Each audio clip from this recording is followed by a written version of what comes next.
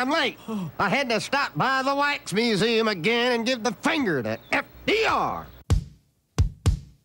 We know Al-Qaeda, Zawahiri, is supporting the opposition in Syria. Are we supporting Al-Qaeda in Syria? Well, it's a proud day for America. And by God, we've kicked Vietnam syndrome once and for all. Thank you very, very much. I say it again, you've been had. You've been took. You've been hoodwinked. These witnesses are trying to simply deny things that just about everybody else accepts as fact. He came, he saw, he died. Well, we ain't killing their army, but we killing them. We be on CNN like, say our name, bitch, say it 3 times. The meeting of the largest armies in the history of the world. Then there's going to be an invasion. All right, you guys, so stuff is blowing up and falling out of the sky, so we better talk with Phil Giraldi about what it all means. Former CIA officer, now president of the Council for the National Interest, and a regular writer at uns.com. Welcome back to the show. How you doing, Phil? I'm fine, Scott. How are you? I'm doing real good. Appreciate it. And great article. I think we have it today at antiwar.com one of these days. Yeah, the path to World War III. So, of course, this is about Israel screwing around, in this case in Syria here. And lo and behold, I think as you put it in here, you might not have noticed if you're watching TV news, they try to make not much of a big deal about this, but the Syrians shot down their allies, the Russians' plane, and somehow the Israelis were involved. And so now you explain.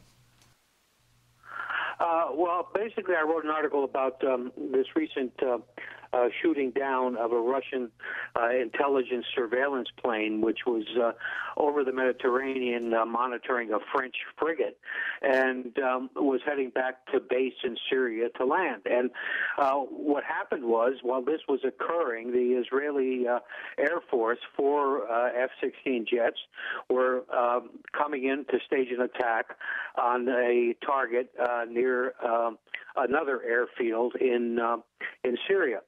And the Russian Ministry of Defense and most observers believe that the Israelis deliberately used the big, slow Russian plane as kind of a mask as they were coming in. And what happens in a case like that is when the anti-aircraft missiles are fired off, they go to the biggest target, and they shot it down. So the repercussions of this are still kind of playing out.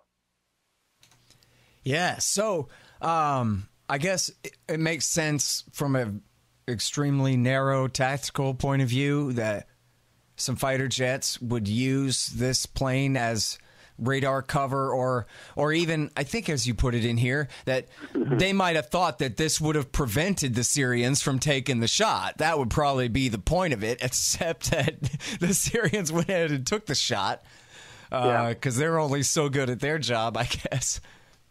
Yeah, no, that's exactly what I would think. I mean, obviously, unless you knew what the intentions of the Israeli pilots and whoever was controlling them was or were, you're not going to know the answer to that. But it would seem to me they would figure, hey, with a Russian plane up there in the air, this is a perfect time to go in because the Syrians wouldn't dare shoot. And, of course, that was a wrong judgment. Yeah. Well, so then I think you had, I'm sorry, I read your article yesterday or the day before or something.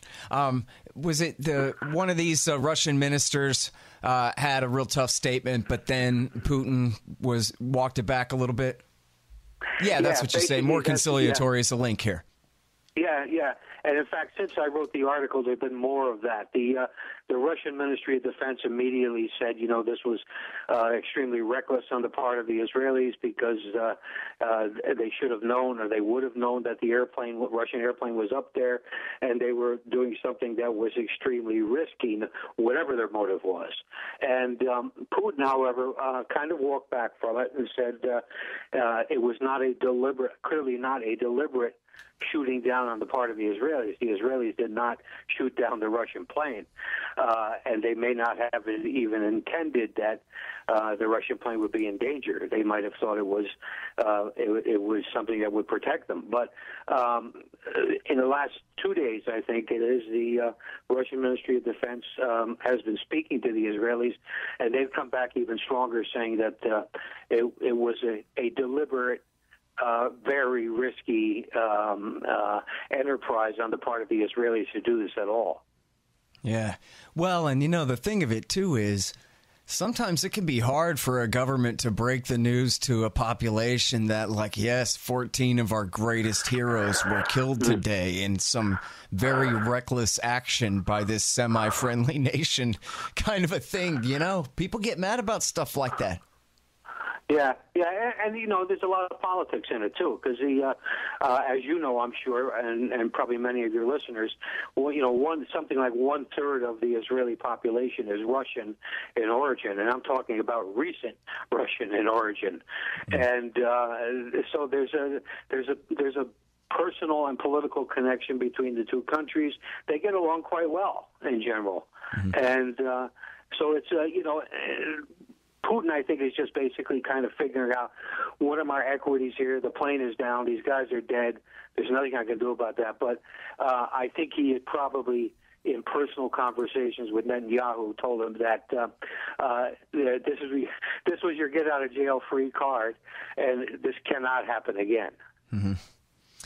Yeah, man. Well, and there's a larger point here, too, which is there are a lot of different nation-states with competing interests continuing to screw around in Syria, and that's kind of dangerous.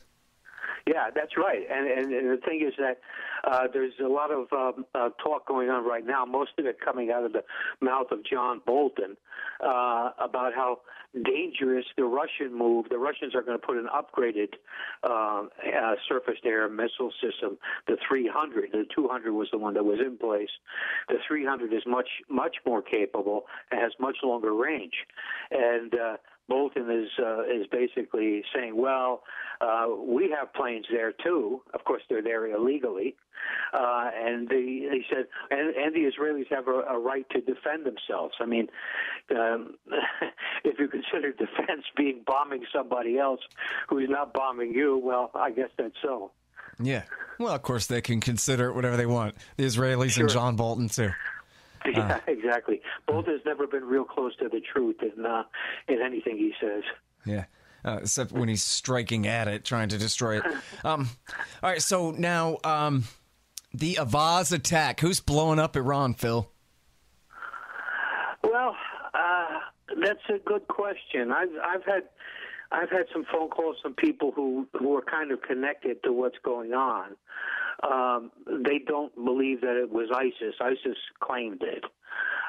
They think it is more likely to be an American-Israeli operation using some people that were connected with Mujahideen-e-Khalq. That's the group that's been over here in the States for some time and has a lot of political support in Congress and in the administration. It'll be interesting to see how this plays out, because they, from what I saw most recently, they captured 2 of the guys who were the gunmen. So I would imagine they'll be singing really soon, and we might get some more insight into actually who pulled it off. I mean, there's any number of possibilities in terms of who might have done it. Mm-hmm. Yeah. Well, now, so I read this great thing at the Low blog by Shireen Hunter, I think it is. Yeah, she's pretty good. Yeah. And so she was talking all about, this is, used to be called Arabistan back, whenever it was. And, all going back into history, and that there have been separatist groups here, and I forget exactly what she says about their degree of bin Ladenism in terms of their revolutionary politics and that kind of thing. But the implication was clear. And I guess the Iranians accused this whole movement of being behind the attack and also being backed by the Gulf states. So not ISIS, but basically, some kind of like Jandala, a group that which is in the east of the country. in Baluchistan. But which is, might as well be bin Ladenite guys, more or less. People assume that Iran is basically homogeneous in its population, but it's not. Obviously, the core Iranians or Persians are in the central part of the country, but the fringes on the edges where Iran meets Arab states, there are significant Arab populations, and the United States CIA for a long time and Mossad have been stirring up those elements to carry out armed attacks against Iranian forces. There have been a number of attacks against Iranian military, police, and this is only the most recent one. There hasn't been one, I don't think, in a couple of years, but this is not actually that unusual. And but they get armed, by outside sources like CIA, like Mossad, and certainly the Saudis and the Gulf states people have their own contacts and they have their own ways of getting in there. So it's about, as I said, we'll probably find out who did it. Yeah. Well, now, the MEK, they've done a lot of assassinations, but I wonder if you think they got the courage to lose two immediately to gunfire and have another two executed later, because that seems like a little bold for them, no? Yeah, it actually is. They basically do the planning a bomb and running type stuff. Yeah, this is a suicide mission for sure. Yeah, one would think so, because if you're shooting up a parade of the Revolutionary Guards, those guys are armed too. And if you got to be close enough to shoot them, you're also close enough for them to shoot back.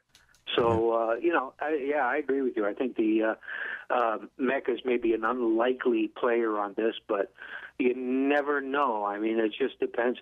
The Mecca rank and file, allegedly, as I'm sure you know, are supposed to be pretty heavily brainwashed. Yeah. And so, it's always possible. They may have been a specific reason why Mecca would want to prove its credentials to either whoever is paying it.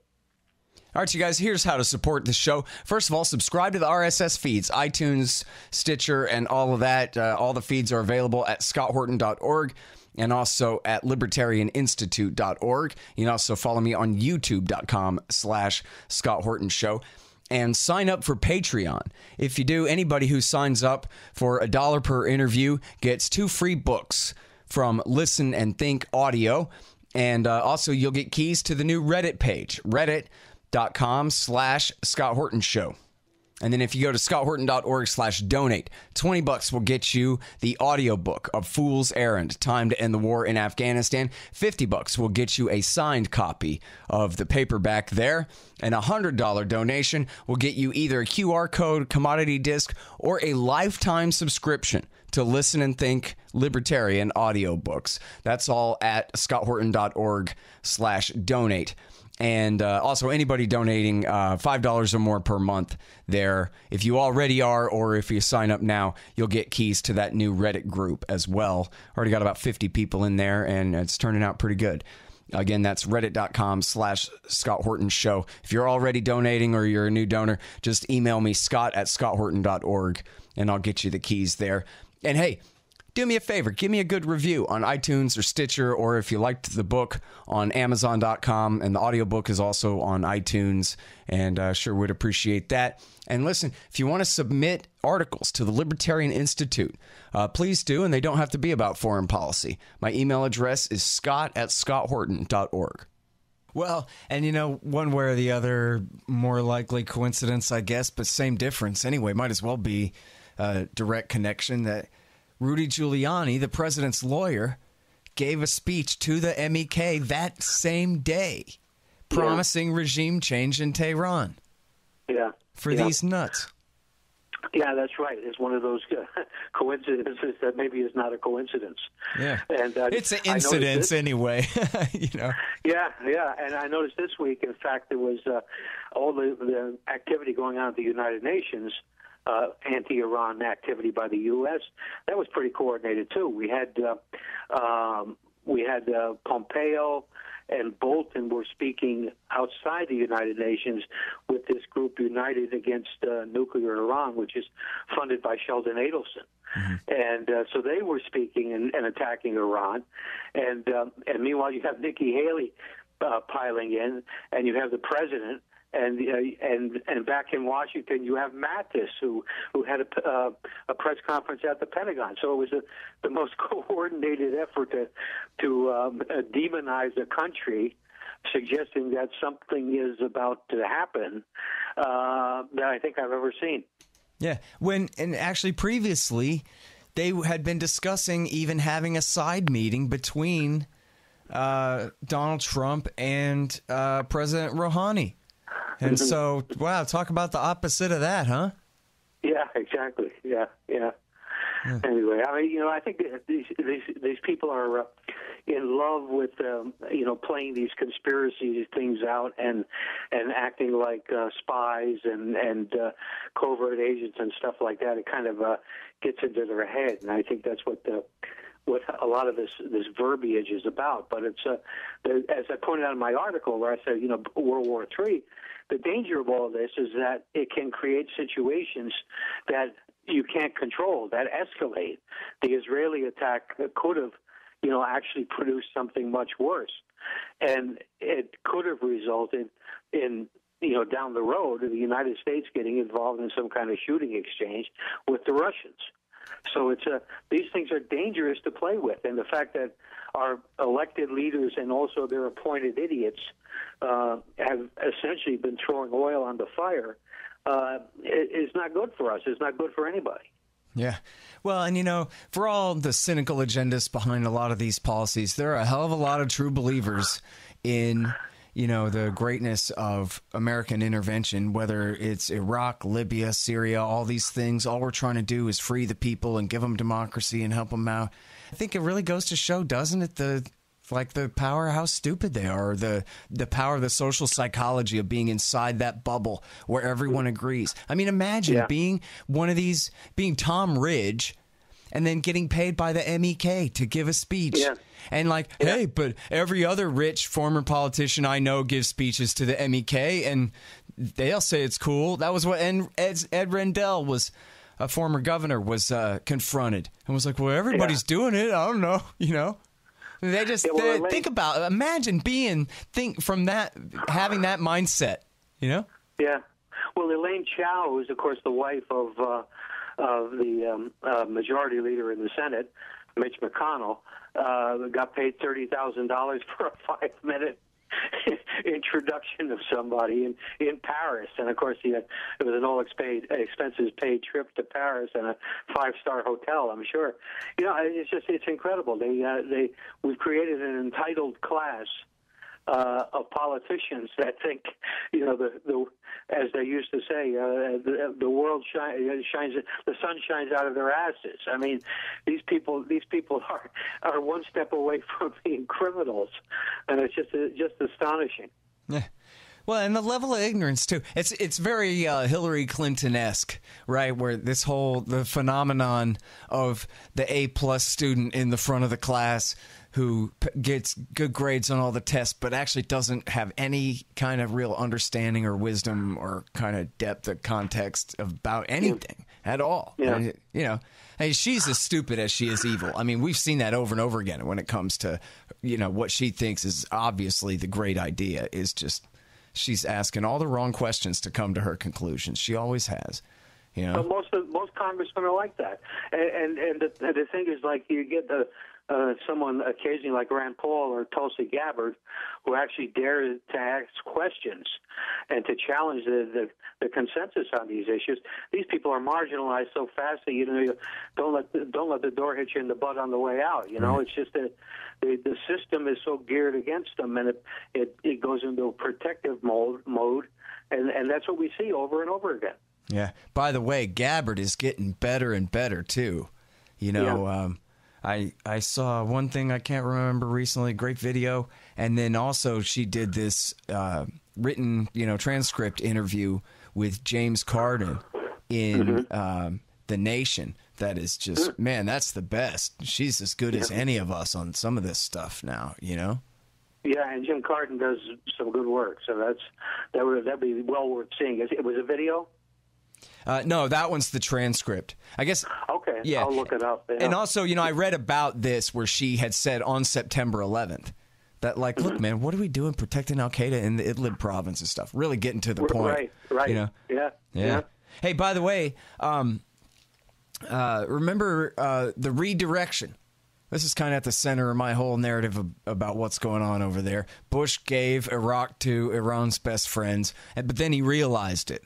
Right, and then that's the Seymour Hersh article, is the redirection. Now we tilt back toward the Saudis and their friends against Iran to try to make up for what we've done here. And so part of that was backing Jandala and backing the Muslim Brotherhood in Syria, but also backing PJAK, which is the Iranian version of the YPG, which is the Syrian version of the Turkish PKK, revolutionary leftist Kurdish factions. And I don't know if she doesn't mention them specifically, but it sure seems like she's referring to them in that article by that Shireen Hunter at Low Blog. Was talking about, and so they say they have this Iran working group and everything. So do you think there's, just like back then, that there's this CIA effort to really arm and back these groups? Like maybe this recent attack is just heralding escalating destabilization campaign inside Iran? Yeah, I think it's probably so, because as soon as Pompeo took over at CIA, his first action just about was to recreate an Iran action group, and because he said there hadn't been enough stuff going on Iran, and I suspect there's since the paramilitaries are kind of running the operations side of CIA now, it's got to have a paramilitary flavor to it. So I suspect that they are doing this kind of stuff, and of course the Israelis will be right in on that and eager to do it, and I would imagine even the Brits are. So distinct possibility that they were behind this attack. If they were, they would try to conceal their hands somehow, maybe working through second or third parties to recruit the guys and arm them or do whatever they did. But yeah, absolutely, I would put money on it. All right, now, real quick, man, tell me everything that you think about the supposed, at least, revelation, maybe real revelation, about the identification of those two Russian nationals who allegedly committed the poison attack there in Great Britain. You've written about this before, but I don't know if you've had one since these two guys were identified by the British government and media. Yeah, I've read just about everything that's appeared on this case. I haven't written anything because I'm not sure what it all means, to be honest. I mean, I don't trust the British government to be telling us stuff in any way that is accurate, but the Russians seem to have confirmed the basics of the itinerary of these two guys. And I wouldn't trust the Russian interview of these two guys either. So the whole thing is kind of mysterious. I don't know why two guys of this socioeconomic standing would be making a trip to England to go over and see the Salisbury Cathedral. But anything is possible, and I suspect we will probably never know what happened actually. And it's probably better to view it that way because it's just it's like proving Russiagate in general. There is so little evidence or facts, so few facts, and so much obfuscation by the various parties that who knows what happened. Yeah, well, I mean, sure, if it's true that these two guys are Russian hitmen that went and killed them, that really does not speak to who sent them necessarily at all. I mean, this is purely a MSNBC point of view, that anything with an R connected to it at all is ordered by Putin and the Kremlin and is all centrally controlled in a 5-year plan or some kind of thing, on the other hand, I don't want to I ain't Putin's lawyer either, certainly the guy's a killer. He's a Republican after all, Yeah, I mean, that's the point. It could be true. It could be true that this MSNBC narrative is actually correct, but we don't know. I mean, it's the evidence that's been presented is so sketchy and nothing is really connected to anything else. So it could be anything. It could be that it's true, or it could be it's a total fabrication, or it could be that Theresa May personally poisoned them, which I suspect. Yeah. I don't know. It does seem suspicious that it's right in the middle of 1,000 other fake stories about Russia. That, why would the Russian government do something like that at a time like that and that kind of thing? But then again, I don't know. Governments do things. It's like sometimes we overthink these things, We think that there's going to be an answer that's going to leap out, and sometimes it happens, like with the case of the Syrian use of chemical weapons, which we all suspected was not true, and eventually truth does come out that no, they didn't do it. And, so it may well be this will be that kind of case that maybe 6 months from now suddenly some light bulb goes on. Yeah. All right. Well, listen, man, I better go because I'm actually late for my next one. But thank you very much for coming back on the show and talking about this stuff. Okay, Scott, take care. Hopefully we won't all die in a nuclear war before we get to talk again sometime. I'm digging a bomb shelter in my backyard. All right, you do that. Okay. All Bye-bye. right, thanks, man. See ya. All right, you guys, that's Phil Giraldi, former CIA and then Counsel for the National Interest and UNS.com. That's where he writes.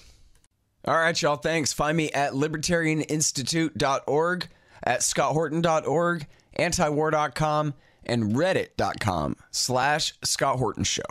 Oh, yeah, and read my book, Fool's Errand, Time to End the War in Afghanistan, at foolserrand.us.